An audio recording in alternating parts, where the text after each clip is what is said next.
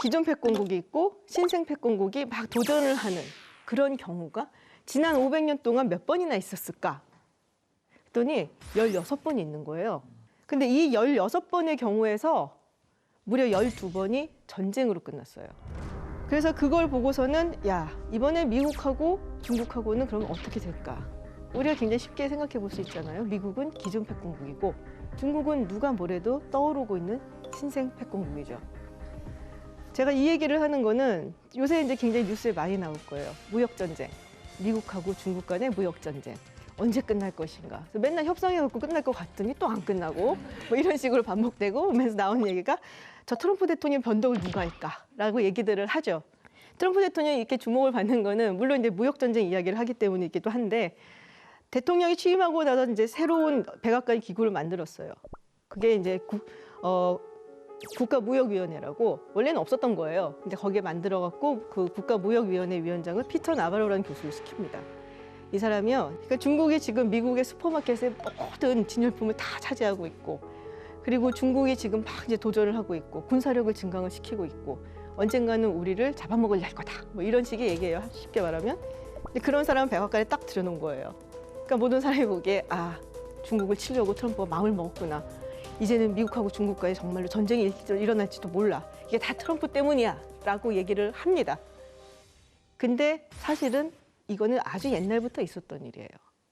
미국하고 중국 간의 경쟁은 아주 예전부터 예견이 되어 있었고, 그러면은 미국하고 중국 간의 이런 경쟁, 그리고 미국이 중국으로부터 느끼는 불안, 경고, 이런 건 언제부터 시작이 됐을까요? 중국이 유엔에 가입할 때부터 조금 견제를 하지 않았을까 싶어요. 그걸 가능하게 해준 게 사실은 미국이잖아요. 그죠? 네. 많은 사람들이 사실은 이제 중국의 개혁 개방을 선택을 하고, 그리고 대탕트가 시작이 되면서 미국하고 중국하고 수교를 하면서 이미 미국은 중국이 언젠가 치고 올라올 것이다 라는 생각을 했다는 거죠. 근데 이게 결정적으로 불거진 거는 2008년에 경제 위기가 있었죠, 미국에. 서프라임 모기지 사태가 일어나고 금융위기가 닥치고 미국 경제가 막 가라앉았어요. 중국은 그때 비약적인 발전을 합니다. 그러면서 사실상 중국의 경제가 세계 경제를 이끌고 가요. 그래서 어떻게 보면 그 덕분에 세계 경제가 아직 살아있으니까 미국도 회복을 좀 빨리 할 수가 있었죠. 그래서 이제 좀 살만해져갖고 이렇게 딱 봤더니 어라? 중국이 너무 큰 거예요. 그러면서 이제 미국이 이대로 놔두면 안 되겠다는 생각을 하죠. 그래서 2011년에 미국의 외교 정책이 하나 발표가 됩니다. 피보트 투 에이시아라고 아시아 회귀 정책 혹은 재균형 정책이라고도 얘기를 하죠. 리밸런싱이라고. 이게 뭐냐? 그러니까 아시아로 온다는 얘기예요. 뭘 하러? 중국을 견제하러. 그래서 그 정책이 발표가 됐을 때 사실은 한국이 되게 좋아했어요. 야, 미국이 이때까지 중동 갖고 맨날 그러고 우리는 신경도 안 쓰더니 이제 아시아 온댄다. 한국이랑 같이 뭐 한댄다. 여기서 그 피보트 투 에이시아에서 에이시아는 사실은 동남아시아 쪽에 더 방점이 찍혀 있어요. 동남아시아. 왜?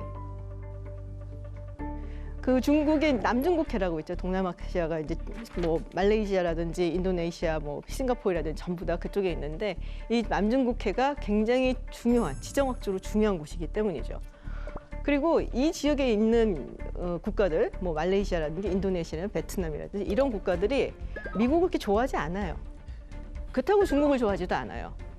네, 별로 이렇게 안 좋아해요. 베트남이야 뭐 전쟁까지 했던 국가이기 때문에 근데 미국이 여기에 공을 들이기 시작을 하죠.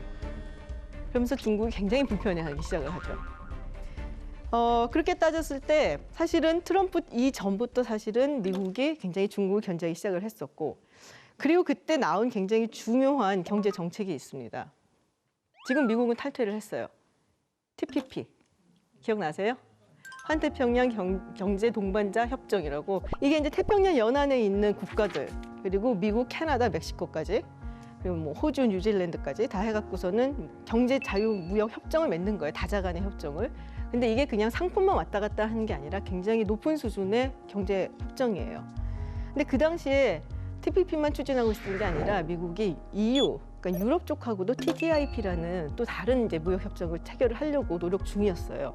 그리고 TPP를 하고 TTIP를 하고 하면은 어떻게 보면 세계 전체 경제가 미국의 경제권 안에 들어오는 거예요. 굉장히 큰 블락의 마켓이 생기는 거죠. 그리고 거기에 못 들어오는 국가가 있어요. 어디겠어요? 중국이죠. 그래서 그런 식으로 일종의 왕따 전략을 오바마 대통령이 굉장히 원대하게 사실은 만들어 놓고 있었는데 트럼프 대통령이 들어오자마자 취임하고 3일 만에 TPP를 탈퇴를 합니다. 그렇게 봤을 때 오바마는 조금 외교적이고 세련된 방법으로 중국을 견제하려고 했던 거고 트럼프는 그냥 무자비하게 힘써서 견제를 하고 있을 뿐이죠. 많이 들어서 알잖아요. 아메리카 퍼스트, 미국 우선주의. 전후에 그리고 냉전 이후에 누가 뭐래도 미국은 초강대국이죠. 그리고 자유주의 국제질서의 리더입니다. 리더로서의 권위나 뭐 짱으로서의 어떤 권력 같은 걸 누릴 수 있지만 반대급부로 우리가 줘야 되는 게 분명히 있어요. 우리가 반정된다고 모든 권력을 누리고 그런 건 아니에요. 뭔가 좀 양보도 해야 되고 손해도 좀 봐야 되고 그런 게 있어요. 뭐 예를 들어 환경기금을 낸다면 좀 많이 내줘야 되고 그리고 ODA라고 하죠. 우리가 뭐 지원금을 저개발 국가에다 준다 그랬을 때 좀 이렇게 많이 좀 펑펑 줘야 되고 뭐 이런 게 있어요. 근데 트럼프 대통령은 우리가 그걸 왜 하냐는 거죠. 우리 어차피 1등 국가인데 누구든지 우리가 그러면 네 하고서는 꼬리를 내릴 텐데 누구든지 우리를 따라올 텐데 그러니까 우리는 미국에 이익이 되는 것만 하겠다. 뭐 같이 어우러서 가야 돼요. 우리 뭐 다자간의 협의를 해야 돼. 이런 거 안 하겠다는 거예요. 우리가 마음대로 할 테니까 따라오려면 따라오고 아니면 말고. 이제 그런 방식인 거죠. 지금 여기서 이제 제가 경제적인 이야기를 쭉 많이 했는데 굉장히 많은 경제 기관들 그리고 투자은행에서 2030년이나 35년이 되면은 중국의 경제가 미국의 경제 규모를 뛰어넘을 거라고도 예측을 하고 있습니다. 근데 경제력만 뛰어나다고 세계 1등 국가가 되진 않죠. 리더가 되지도 않고. 또 뭐가 필요할까요? 군사력이 필요하죠. 군사 대국 1위 누굴까요? 당연히 미국이에요. 압도적으로 1위예요. 그리고 2위는 어딜 것 같아요? 러시아예요. 그리고 3위가 중국인데 전 세계에서 국방비 증가율이 가장 높은 국가가 중국이에요. 굉장히 빠른 속도로 늘리고 있어요. 문제는 중국만 열심히 쓰는 게 아니라 미국도 열심히 쓰고 있고 워낙에 첨단 기술이 있기 때문에 따라잡기 힘든 거예요. 이런 재래식 기술을 따라잡기가 힘드니까 재래식 무기로는 우리 중국이 미국을 따라잡기 힘드니까 이런 때는 어떻게 해야 되냐. 이걸 우리가 비대칭 전력이라고 얘기를 해요. 완전히 다른 수준의 무기를 개발을 하는 거. 뒤집어 버린 거죠, 게임을. 대표적인 케이스가 핵무기. 맞아요. 근데 핵무기는 미국이 쌓이고 넘쳐요, 지금. 그러니까 이거 갖고는 안 되니까. 그럼 뭘 하느냐? 요새 굉장히 뜨는 분야가 있습니다. 사이버 시큐리티. 요새 화웨이 얘기 많이 나오죠? 연관이 조금 있어요, 그게. 사실은 안보랑 연관이 되어 있습니다. 2012년 미국 하원에서 이미 GTE하고 화웨이는 미국 안보에 굉장히 위해적인 행동을 하고 있다는 보고서가 있었어요. 2014년도에는 중국 장교 5명, 중국 군인 5명, 장교 5명이 해킹 행위를 했다, 조직적으로. 그래갖고 미국에서 기소가 된 바도 있어요.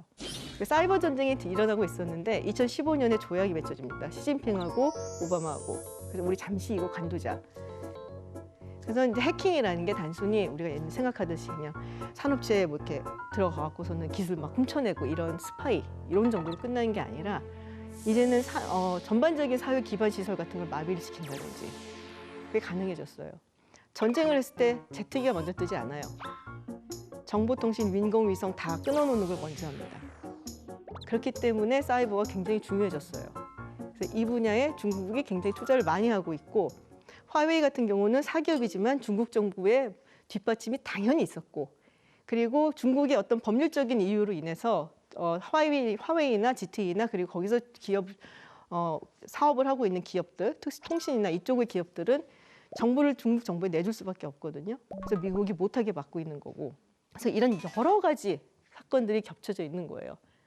그래서 현재 우리가 보고 있는 뭐 정치난이나 아니면 경제난에서 보고 있는 중국과 미국과의 싸움, 무역 전쟁, 화웨이, 뭐 GT 이런 거는 사실은 어떻게 보면은 굉장히 예전부터 미국도 준비를 해왔고 중국도 감수를 하려고 생각을 해왔었던 두 국가 간의 패권 경쟁이 지금 발생하고 있는 것이다 라고 말씀드릴 수가 있습니다.